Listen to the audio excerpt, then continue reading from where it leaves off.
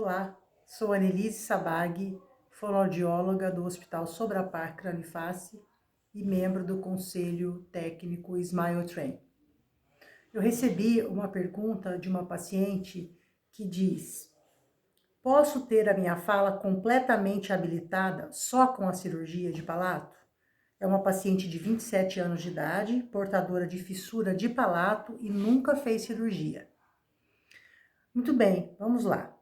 É uma excelente pergunta e bastante recorrente nos atendimentos que nós fazemos nos centros de referência. Só a cirurgia não vai devolver a fala de uma forma correta, da forma como os pacientes desejam ter. A principal preocupação do paciente que tem a fenda palatina é em relação à fala. Os pacientes se preocupam em obterem a reconstrução da anatomia interna da boca, né? Para que possam se comunicar, para que possam falar de uma maneira normal, ou de uma maneira muito próxima aos seus pares, às pessoas, né? De uma maneira muito próxima do convencional. Mas, infelizmente, a resposta para essa pergunta é não. Apenas a cirurgia não vai devolver as características naturais da fala. Para que o paciente tenha de volta, ou para que o paciente tenha a fala dentro dos padrões de normalidade, ele precisa passar pela cirurgia, obter sucesso na reconstrução cirúrgica do céu da boca ou das outras estruturas ofendidas pela fissura e, naturalmente, passar por um processo de reabilitação fonoaudiológica. A fala é composta de muitas vertentes, não é? A fala é composta de uma voz adequada, de uma ressonância adequada, não é? O paciente fissurado, ele tem uma ressonância muito nasal, tem uma voz hipernasal. Essa voz nasalizada atrapalha muito a compreensão da fala. E essa voz nasalizada faz também com que o paciente cometa alguns erros característicos na fala. Vou dar um exemplo bastante clássico. Por exemplo, o paciente não tem o som do K. Ele quer falar uma palavra que tem o som do K. Kaki. Como que, em geral, o fissurado vai reproduzir esse som do kaki? Ele vai falar AI. E essa troca articulatória que nós chamamos, esse erro na fala que nós chamamos, nenhuma cirurgia é capaz de corrigir, nenhuma cirurgia é capaz de devolver a normalidade da fala para esse paciente.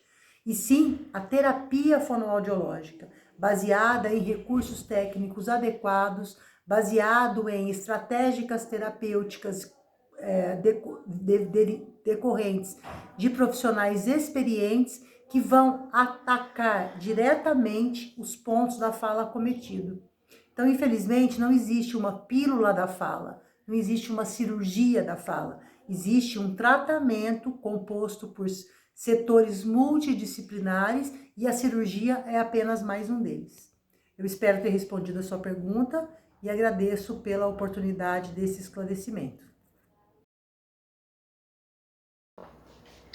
Olá, eu sou Ana Ludmila Paiva, sou fonoaudióloga no Centro de Tratamento de Anomalias Craniofaciais, CETAC, Rio de Janeiro, e hoje eu vim aqui para responder a pergunta de uma mãe.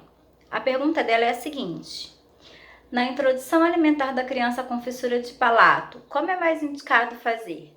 Alimentos em pedaços ou papinhas?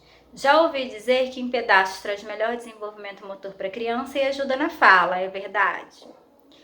Bom, para responder a sua pergunta, a gente deve lembrar, primeiramente, que a introdução alimentar ela só deve ser feita após o 6º mês de vida da criança, pois é nesse momento que o organismo dela, assim como o intestino, todo o trato gastrointestinal, está preparado para receber outro tipo de alimento.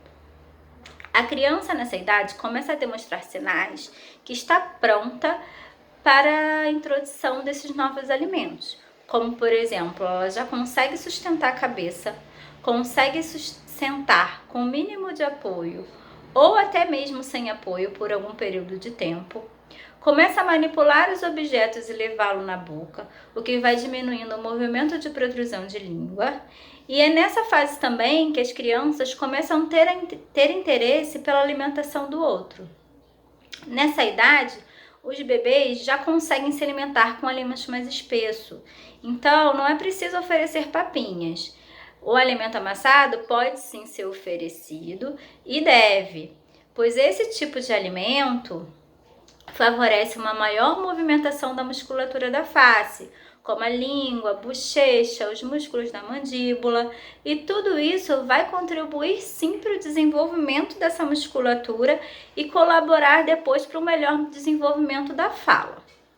Aos poucos, essa alimentação da criança deve ser gradualmente aumentada de consistência.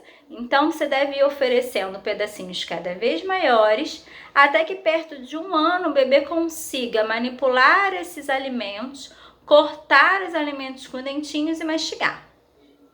Essas orientações, elas são válidas para a maioria dos bebês, inclusive aqueles com fenda palatina.